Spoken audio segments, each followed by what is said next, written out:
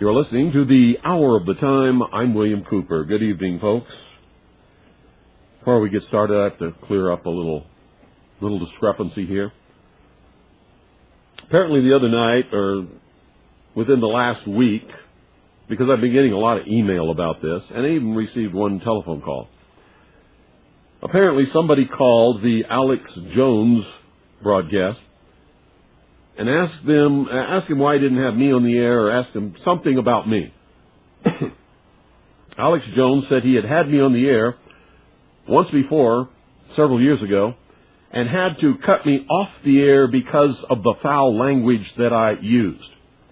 So on the air tonight, I'm going to tell you, Alex Jones, you are a bold-faced, miserable, stinking little coward liar. Now let me say that again so there's no mistake about it. You can all tell Alex Jones that I said this, and I suspect he's listening because he does.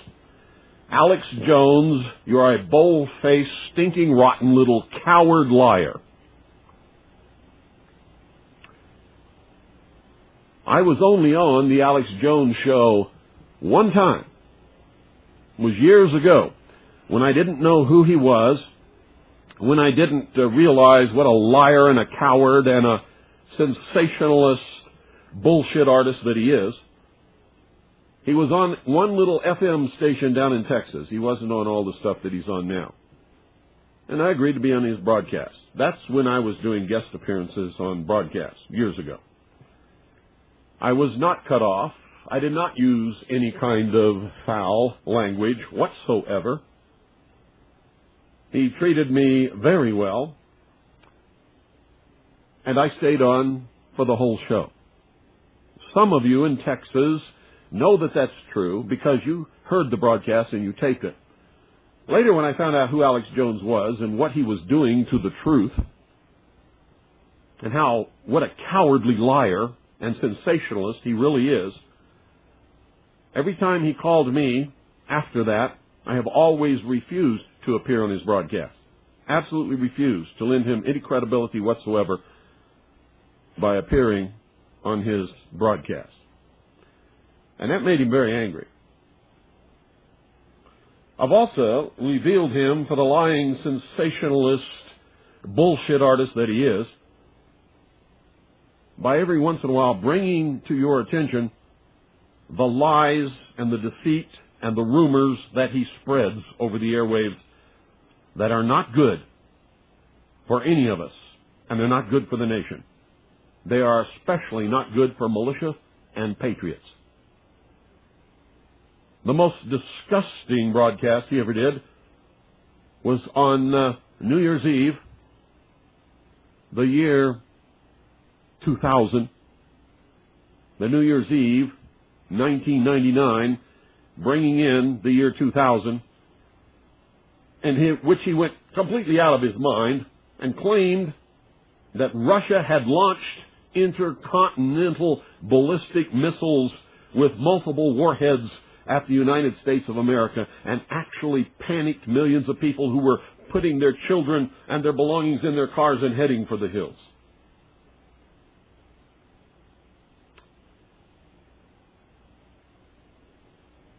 Now, there's lots of things that can be said about me. Nobody needs to lie about me. Sometimes I am irritating. Sometimes I absolutely will not suffer fools and am just as rude as I can be. Nobody has to lie about me, Alex Jones. So I suggest that the next time somebody calls your broadcast and asks them about me, you tell the truth. There's lots of truth that you can tell about me. But don't ever lie on me, buddy, because I'll chop you off at your ankles. I will chew you up. I will spit you out for the lying, stinking, rotten little coward that you are. And that, ladies and gentlemen, is all I have to say about Mr. Sensationalist, lying, rumor-mongering, bullshit artist, Alex Jones.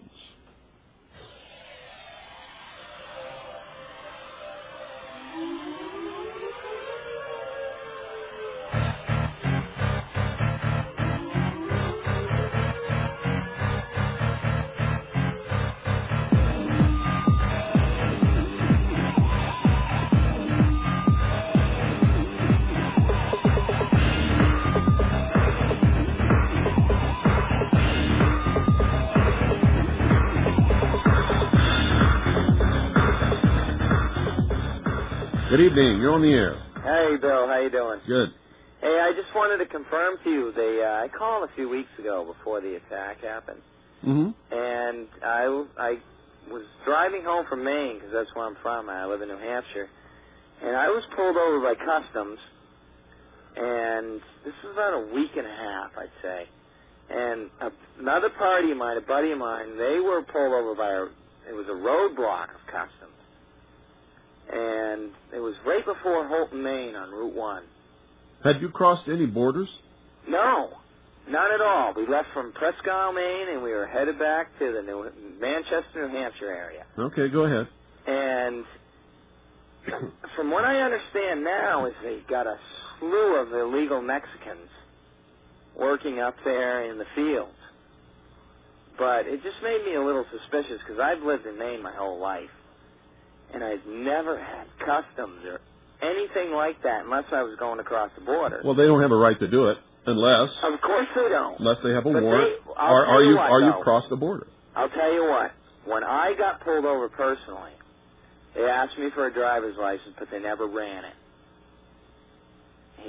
He looked at it, gave it back to me, and said, "You're okay."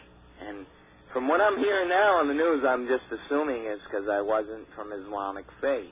Yeah, they knew what was going to happen quite You know a while. what I'm saying? Quite a while before it did. It was bizarre. I've lived up there my whole life. I've met customs agents. I've lived in Calais, Maine. Mm-hmm. I was 11 miles from the border in Presque Isle. I've never had a problem. And it just seemed weird to me that they were all through the state of Maine with roadblocks, and the state police were assisting them also. Uh-huh. But I don't know, Bill. I think you hit the nail right on the head, and a bunch of my friends also do. And we appreciate you being out there, and it's bravo to you, Bill. Thank you. You just keep it up. Appreciate it. Thank you Okay? very much. And I got to get online, and I got to get some of your stuff offline. But we really like those shows you used to do on this broadcast. What do you mean shows I used to do? Very informative. You know, you talked about Freemasonry. You talked about... Oh, those are available online. I can only do so much. I know. You only got so much time, and I wish I had enough money, and when I do, I'm going to give it to you so you have as much airtime as you want. Well, how's that, pal? Thank you. All right. Hey, take care. Thanks for calling. Hey, listen, here's another story. I kind of came in like halfway through The Sopranos. Yeah. That's a great series, by the way. I think it's cool, but I'm just comparing it with your life, I mean. Yeah. I don't really understand or know what happened with your wife and your child. I sent them out of the country. The government issued a warrant for the arrest of my wife. They were going to throw her in prison. She never has done anything illegal or unlawful. She's not a criminal, period. This is how the Gestapo in this country works. What they were going to do is arrest my wife, and then they were going to use her to make me an informant for them. They would say, if you agree to be an informant for us and rat on the militia and all of the patriot movement and be a spy for us, then we'll drop all the charges against your wife. That's the way they work. And so to prevent them from using my wife against me, I sent my wife and my children out of this country. They are safe. See, that's what worries me about the state of emergency we're in and constitutionality. It should. In a state of emergency, there really is no constitutionality. Right. They throw it in the can, just like Clinton did, and we weren't even in a state of emergency. Well, we've been in states of emergency off and on. Oh, yeah, he used that forever. to his benefit for a lot of things. But what worries me is in the constitutionality, where are our rights right now? They're wherever you're willing to draw a line and say, you cannot come across this line or I'll kill you. That's where your rights are. Thanks for calling. Thank you, Bill. And if you don't understand that, folks, then it's beyond my capability to explain it to you. They will get away with whatever you let them get away with.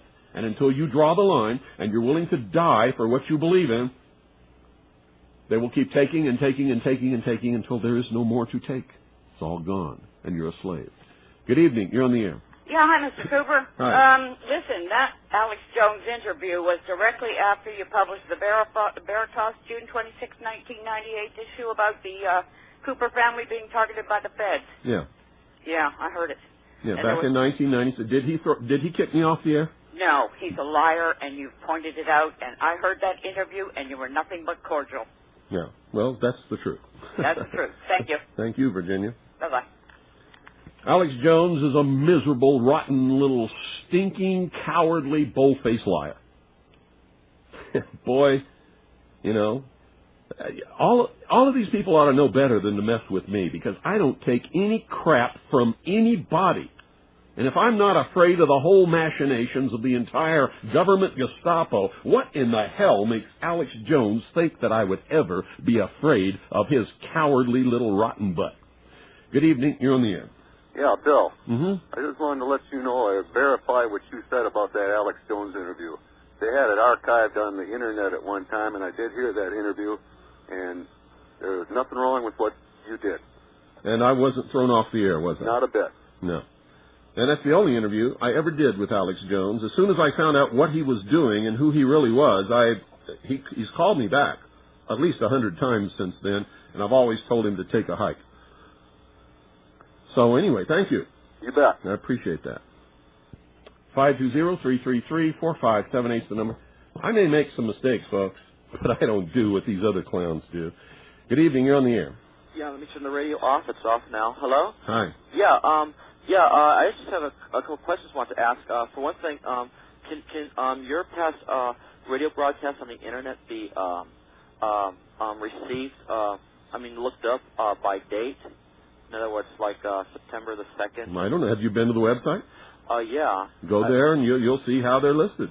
Yeah, I just see the numbers. Okay, and I found it just so disturbing, so extremely informative. The website I looked up today about terrorists being used as hoax for people to gain power. Yeah. And whatnot. Then it's been used throughout the history of humanity. Right, and also I remember, as you recalled, that you have a big wall map of a 1943 wall map of the world before the war ended. Yeah, before the war ended, showed the exact the divisions of the world as they actually became, and it showed a new country that nobody had ever even dreamed of before, right where it is now, called Israel. Yeah, and the thing that comes to the question that comes to mind to me, I'm very glad it did not happen, because I'm sure a lot of innocent people would have suffered and been killed. But what comes to mind to me, if the war, isn't it strange that what I understand, World War II, which began in the 30s or mid-30s in England, and what I find so strange, it did not begin in England in the 30s. Not begin, but it started in England. It didn't start in England. Or there was like bombings in England. It didn't. Not until the war started in England. The war actually began long before England was even a part of it. Uh-huh. I see what you're saying. But anyway, my question is, if with this all being planned and all, it seems like very odd that that Windsor Castle was not like severely bombed during World War II. Severely bombed? Wasn't bombed at all. Doesn't that seem very, very ironic, since there was many warplanes, I understand, that were bombing England during the 40s? Yeah, I find it pretty incredible, but who am I? Yeah, very, very incredible indeed that Windsor Castle was never bombed. I just find that very, very incredible, which really shows that there's a lot more going on than what... Not only Windsor Castle, but the actual city of London. Now, you have to understand, and that's the part that's called the Crown, okay? Yeah. It is the financial center of the world, or it was at that time. And it was totally run and controlled by Freemasons. And, yeah, you're right. There's some big discrepancies about the bombing of London.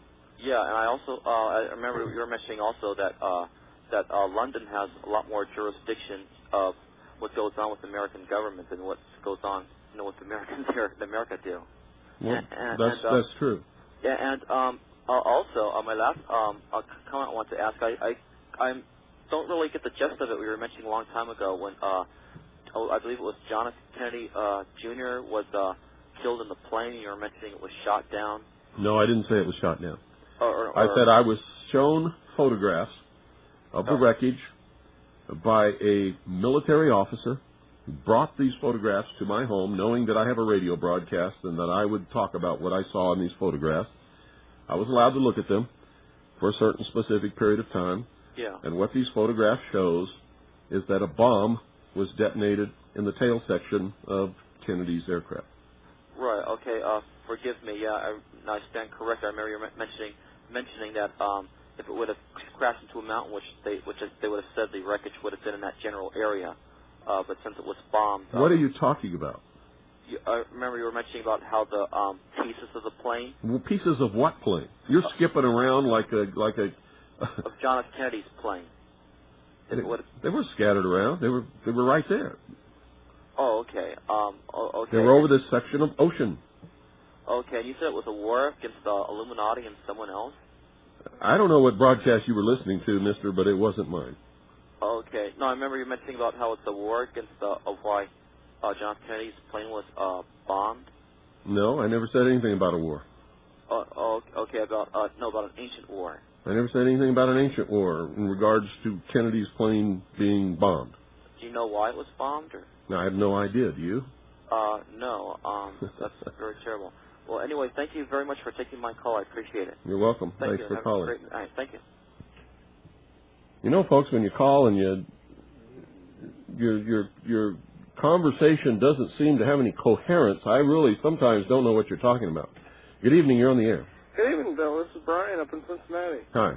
I wanted to report something that I heard on the local news broadcast here the Friday after the Trade Center bombing or attack. They were giving an overview of all the memorial services in the country, and I was really only paying half attention to it until they come to the point where they were showing people following in the Pledge of Allegiance to the flag. And what 4 words can you guess would they have taken out of the Pledge of Allegiance? I have no idea. And to the Republic. I swear I heard it with my own ears. I couldn't believe it. Who took it out? I don't know if it was edited out by the people who put on the news broadcast that night, or it was actually during the day, during that particular ceremony. But they had a bunch of people reciting the pledge to the flag, and they were standing in front of a giant American flag. And on this news broadcast, on the 11 o'clock news, now this is my own local news. This wasn't the national broadcast. It was the local news.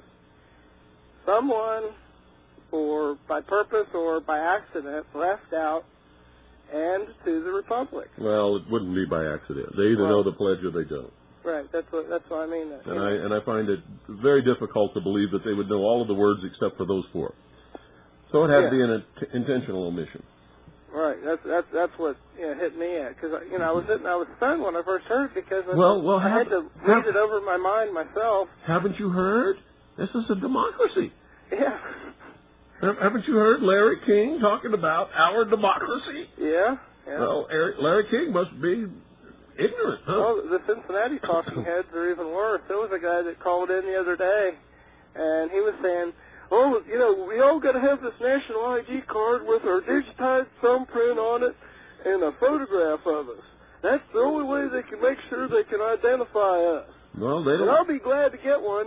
They even got a new technology now where they can implant a computer chip right inside your hand.